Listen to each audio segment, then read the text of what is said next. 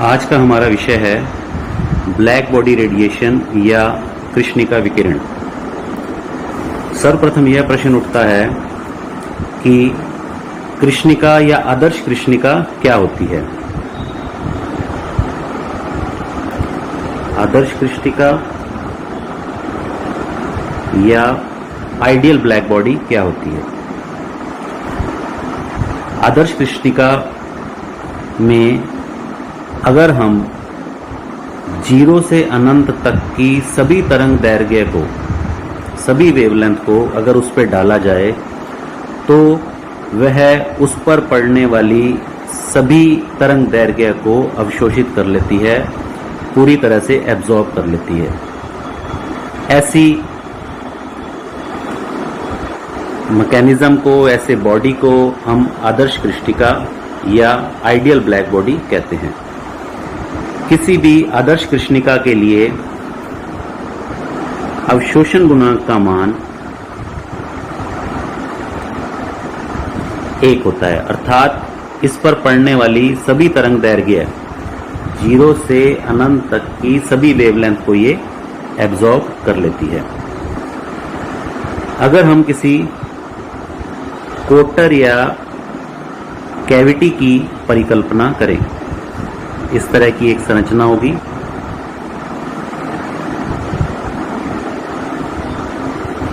इसका जो इनपुट है ये बहुत स्मॉल साइज का होगा। इसमें जितना भी प्रकाश हम डालेंगे वो सारा का सारा प्रकाश इस कोटर के अंदर ही रहेगा, किसी नियत तापमान पर थर्मल इक्विलिब्रियम में इस कोटर के अंदर रहेगा और एब्जॉर्ब हो जाएगा। अगर हम इस कोटर को ऊष्मीय साम्यावस्था में थर्मल इक्विलिब्रियम में T टेम्परेचर पर गर्म करें तो इस कोटर की दीवारों से उत्सर्जित होने वाली तरंगें तथा अवशोषित होने वाली प्रति सेकंड तरंगें हैं, ऊर्जा है, उसका मान समान रहेगा ऊष्मीय साम्यावस्था में। और इस कोटर के इस छिद्र से जो प्रकाश बाहर निकलेगा उस प्रकाश के लिए भी, जो प्रकाश इस कोटर के इस छोटे से हिस्से से बाहर निकलेगा उसमें 0 से अनंत तक की सभी लैम्डा के गुण पाए जाएंगे।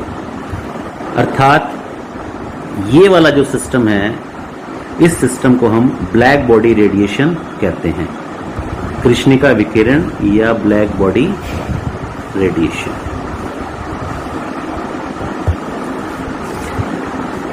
दो साइंटिस्ट थे, ल्यूमर और प्रिंगशाइम। ल्यूमर और प्रिंगशाइम ने एक एक्सपेरिमेंट किया। उन्होंने इसी तरह की एक कोटर के द्वारा इससे निकलने वाली ऊर्जा घनत्व का मान ज्ञात किया। उन्होंने देखा कि अलग अलग टेम्परेचर पर, अलग अलग तापमान पर जब उन्होंने इस कोटर में से निकलने वाली तरंगों का अध्ययन किया तो वो ग्राफ कुछ इस तरह से प्राप्त होता है। हम एक्स अक्ष पर मान लिया अलग अलग लैम्डा ले लें और वाई अक्ष पर स्पेक्ट्रमी उत्सर्जन क्षमता लें, तो किसी एक तापमान T के लिए ग्राफ मान लिया इस तरह से आता है।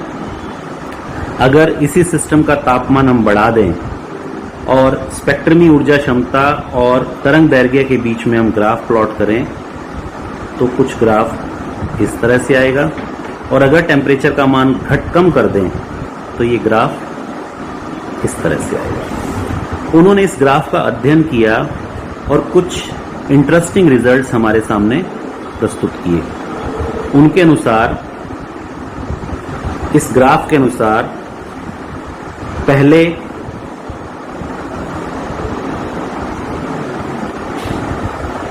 इस ग्राफ के अनुसार जैसे जैसे हम लैम्डा का मान बढ़ाते हैं वैसे वैसे ई लैम्डा का मान बढ़ता जाता है।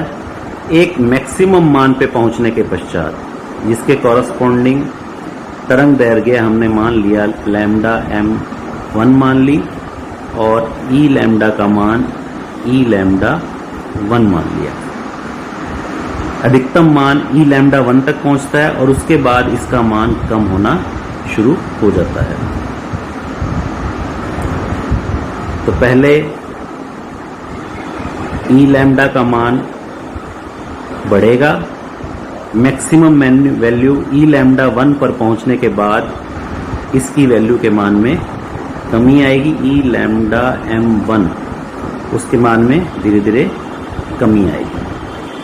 इसी तरह से उन्होंने देखा कि जैसे जैसे हम टेम्परेचर का मान बढ़ाते हैं, जैसे ये एक टेम्परेचर के लिए ग्राफ आया T1 के लिए, ये दूसरे टेम्परेचर T2 के लिए ग्राफ आया और ये तीसरे टेम्परेचर T3 के लिए ग्राफ आया। तो जैसे जैसे हम टेम्परेचर का मान बढ़ाते हैं तो किसी एक लैम्डा के लिए, सपोज हमने ये वाली लैम्डा ली, किसी एक लैम्डा के लिए जो उत्सर्जित ऊर्जा होती है उसका मान भी क्या होता है, लगातार बढ़ता जाता है किसी पर्टिकुलर लैम्डा के लिए। तो जैसे जैसे टेम्परेचर का मान बढ़ाएंगे वैसे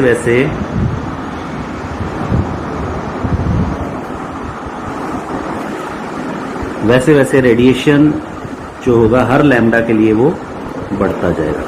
तीसरा इसका महत्वपूर्ण कंक्लूजन, मान लिया ये टेम्परेचर T1 के लिए लैम्डा m1 का मान है, इसी तरह से ये टेम्परेचर T2 के लिए लैम्डा m2 का मान है और ये टेम्परेचर T3 के लिए लैम्डा m3 का मान है। लैम्डा m का मान टेम्परेचर के इनवर्सली प्रोपोर्शन में होता है, यानी lambda m T is equal to B। यहाँ पे B एक कांस्टेंट है, नियतांक है, जिसे वीन का नियतांक और इस नियम को वीन का विस्थापन नियम कहते हैं। चौथा महत्वपूर्ण इसके अंदर कंक्लूजन था कि इस ग्राफ के द्वारा जो कुल उत्सर्जन क्षमता है, ये कुल उत्सर्जन क्षमता का मान कैसे निकालते हैं, मान लिया ये लैम्डा और ई लैम्डा के बीच में ग्राफ खींचा हुआ है, तो इस ग्राफ के नीचे वाला क्षेत्रफल जितना भी है ये कुल उत्सर्जन क्षमता को डिनोट करता है। कुल उत्सर्जन क्षमता का मान तापमान की चतुर्थ घात के समानुपाती होता है, अर्थात E is equal to sigma T की पावर 4। यहाँ पे सिग्मा एक नियतांक है, इसे स्टीफन कांस्टेंट कहते हैं। स्टीफन कांस्टेंट या स्टीफन नियतांक कहा जाता है। सिग्मा का मान 5.67 गुणा 10 की पावर -8 वाट पर मीटर स्क्वायर पर डिग्री केल्विन की पावर 4 के बराबर होता है। और कुल उत्सर्जन क्षमता का मान कैसे निकाल सकते हैं? कुल उत्सर्जन क्षमता का मान निकालने के लिए हम इस ग्राफ के नीचे जितना भी क्षेत्रफल है 0 से अनंत तक सभी लैम्डास को लेते हुए अगर उसका इंटीग्रेशन कर दें, समाकलन कर दें, तो हम कुल उत्सर्जन क्षमता का मान ज्ञात कर सकते हैं। तो आज के लेक्चर में हमने क्या देखा? हमने ब्लैक बॉडी रेडिएशन या कृष्णिका विकिरण को डिस्कस किया। सबसे पहले हमने ये बताया आदर्श कृष्णिका क्या होती है। आदर्श कृष्णिका वह सिस्टम है जो उस पर पड़ने वाले 0 से अनंत तक की सभी लैम्डा को, सभी तरंग दैर्घ्य को अवशोषित कर लेती है। अर्थात आदर्श कृष्णिका के लिए अवशोषण गुणांक का मान इकाई 1 के बराबर होता है। आदर्श कृष्णिका बनाने के लिए अगर हम एक कोटर की कल्पना करें जिसके अंदर हमने एक कैविटी है जिसमें एक स्मॉल सा इनपुट छोड़ा हुआ है जिससे रेडिएशन अंदर जा सकता है या बाहर आ सकता है। इसका साइज इतना छोटा है कि अगर इसमें से कोई प्रकाश की किरण जाए तो वो इसके अलग अलग सरफेस से रिफ्लेक्टेड होके और इसी के अंदर ही एब्जॉर्ब हो जाए। अर्थात इस पे जितना भी प्रकाश पड़ा वो सारा का सारा इस सिस्टम के अंदर, इस कोटर के अंदर एब्जॉर्ब हो गया। इसलिए इस कोटर की जो अवशोषण क्षमता है, अवशोषण गुणांक है, उसका मान इकाई के बराबर आया।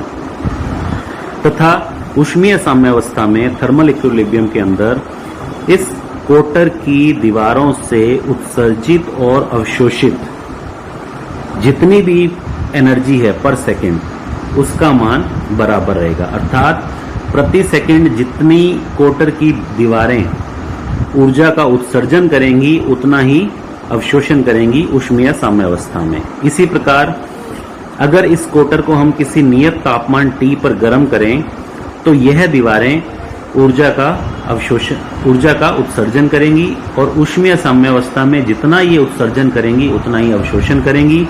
और इस सिस्टम के अंदर जितनी भी ऊर्जा है उसको उसकी उत्सर्जन क्षमता और लैम्डा के बीच में अगर ग्राफ खींचा जाए तो वो ग्राफ लूमर और प्रिंगशाइम के द्वारा दिए गए ग्राफ के बराबर आता है। लैम्डा और ई लैम्डा के बीच में अगर ग्राफ खींचा जाए तो वो कुछ इस तरह से आएगा।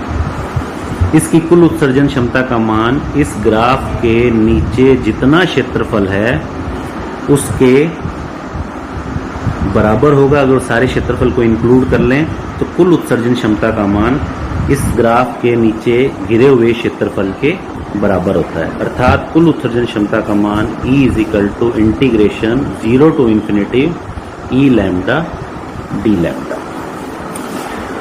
लूमर और प्रिंगशाइम ने अलग अलग तापमान के लिए इन ग्राफ्स को प्लॉट किया, उनका अध्ययन किया और देखा कि ये ग्राफ नीचे दिए ग्राफ की तरह प्राप्त होते हैं। अगर हम 3 अलग अलग तापमान T1, T2 और T3 के लिए इस ग्राफ को प्लॉट करें जहां पे T3 is greater than T2 is greater than T1, अर्थात तापमान T3 का मान T2 से अधिक है और T2 का मान T1 से अधिक है, उसके लिए इस ग्राफ का अध्ययन करके उन्होंने निम्न रिजल्ट्स को बतलाया। इस ग्राफ से स्पष्ट है कि जैसे जैसे हम तापमान लैम्डा का मान बढ़ाते हैं वैसे वैसे ई लैम्डा का मान बढ़ता है। ई लैम्डा का मान एक अधिकतम मान ई लैम्डा एम तक जाकर उसके मान में धीरे धीरे कमी आनी शुरू हो जाती है। इसी तरह से तापमान के मान को बढ़ाते हैं तो हर लैम्डा के कॉरस्पॉन्डिंग हर तरंग दैर्घ्य के कॉरस्पॉन्डिंग जो ई लैम्डा का मान है तापमान का बढ़ाने से ई लैम्डा का मान भी बढ़ता है। थर्ड कंक्लूजन जिसे वीन का विस्थापन नियम भी कहते हैं, लैम्डा एम टी का मान बी के बराबर होता है, जहां पर बी जो है वो वीन नियतांक है। अर्थात जैसे जैसे टेम्परेचर का मान बढ़ाएंगे, जैसे जैसे अलग अलग ग्राफ के लिए हम अध्ययन करेंगे, लैम्डा एम का मान जैसे जैसे बढ़ता जा रहा है टी का मान वैसे ही कम होता जा रहा है। और चौथा इसका महत्वपूर्ण कंक्लूजन क्या है, रिजल्ट क्या है, कुल उत्सर्जन क्षमता का मान परम ताप के चतुर्थ घात के समानुपाती होता है। अर्थात E = सिग्मा T⁴, जहां पर सिग्मा स्टीफन नियतांक है जिसका मान 5.67 × 10⁻⁸ वाट पर मीटर स्क्वायर पर डिग्री केल्विन⁴ होता है।